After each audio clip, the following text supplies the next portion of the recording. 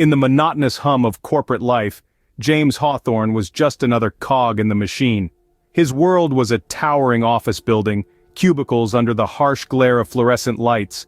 His existence hummed to the rhythm of ceaseless keyboard clatter and the occasional sips of lukewarm coffee. James was a mere puppet, going through the motions of a 9-to-5 routine. His cubicle, a small island of personal space amidst the sea of corporate sameness, was his sanctuary and his prison.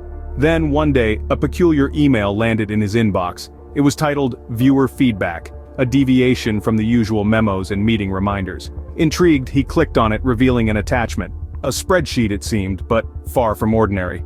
As he opened the attachment, a surreal spreadsheet detailed his every action, reaction, and conversation. The realization struck him like a lightning bolt. His life was a meticulously scripted TV show.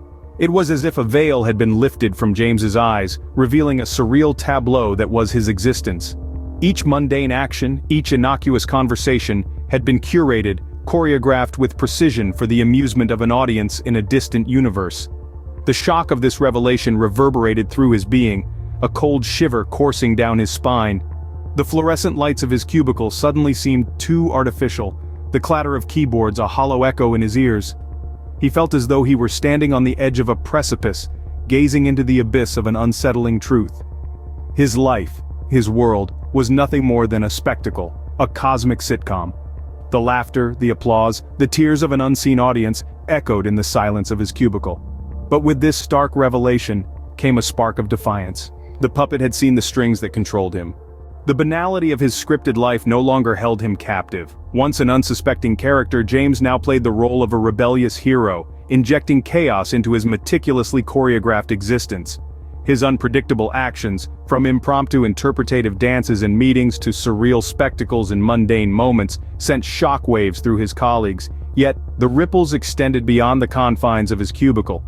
The audience from the other universe, initially amused by the disruption, soon found themselves perplexed.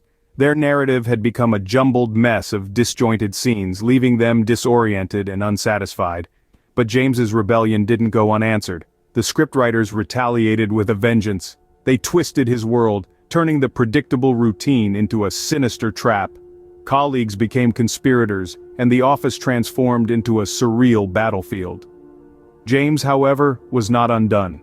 Haunted by the realization that his rebellion only intensified the malevolence of the scriptwriters, James sought allies within his scripted world.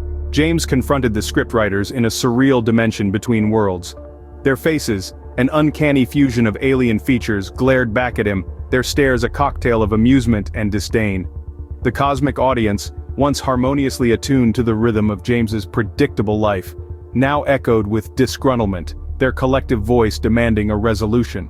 In this moment of high tension, James did the unthinkable. He bargained for his freedom, his voice resonating with a determination that silenced the interstellar spectators. The audience, captivated by the audacity of this unexpected turn, found themselves agreeing to his terms. The scriptwriters had no choice but to concede. As James emerged on the other side, free from the constraints of his TV show life, he felt a sense of liberation, but unbeknownst to him, a cruel twist of fate lay in wait. He was never truly released.